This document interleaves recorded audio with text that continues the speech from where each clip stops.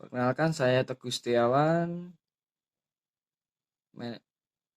mahasiswa Prodi Manajemen Bisnis Syariah IAIN Surakarta.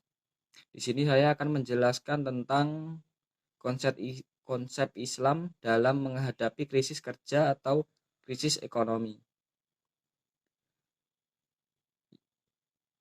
Di sini saya berpendapat bahwa Islam menghadapi krisis kerja atau krisis ekonomi dengan melakukan kebijakan fiskal.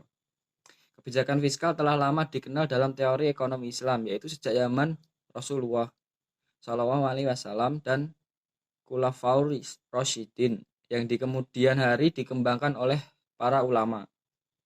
Ibnu Khaldun mengajukan solusi atas resesi dengan cara mengecilkan pajak dan meningkatkan pengeluaran pemerintah. Pemerintah adalah pasar terbesar ibu dari sebuah pasar. Dalam hal besarnya pendapatan dan penerimaannya, jika pasar pemerintah mengalami penurunan, wajar bila pasar yang lain pun akan ikut menurun, bahkan dalam agregat yang lebih besar.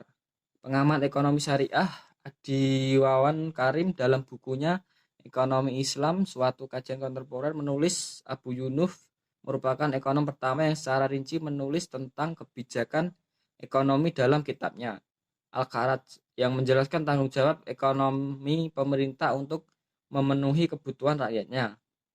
Menurut Adi Wawan, di zaman Rasulullah, sisi penerimaan APBN terdiri atas kharaj jenis pajak tanah, zakat, khum,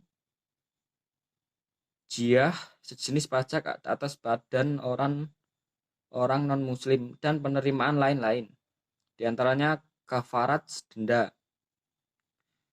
Pengeluaran terdiri atas pengeluaran untuk kepentingan dakwah, pendidikan, dan kebudayaan, ispek, hankam, kesejahteraan sosial, dan belanja pegawai.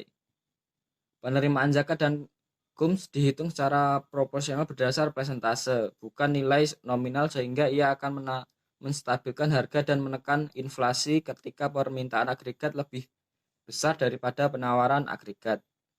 Sistem zakat pernikahan tidak akan mempengaruhi harga dan jumlah persentase, bukan nilai nominal, sehingga ia akan menstabilkan harga dan menekan inflasi ketika permintaan agregat lebih besar. Sistem zakat berbeda dengan hal tersebut, saat ini PPN dihitung atas dasar harga barang. Dengan demikian, harga barang bertambah mahal dan jumlah yang ditawarkan lebih sedikit. Di zaman bukan nilai nominal, sehingga ia akan menstabilkan harga dan menekan inflasi ketika permintaan agregat lebih besar. Sistem zakat berbeda dengan hal tersebut, saat ini PPN dihitung atas dasar harga barang. Dengan demikian, harga barang bertambah mahal dan jumlah yang ditawarkan lebih sedikit. Di zaman Khulafaur Rasyidin, begitu banyak contoh nyata pengelolaan dana rakyat yang baik. Di zaman Umar bin Khattab radhiyallahu anhu, penerimaan Baitul Mal mencapai 160 juta dirham. Di sisi pengeluaran, Umar memerintahkan Amr bin As, gubernur Mesir, untuk membelanjakan sepertiga APBN untuk membangun infrastruktur.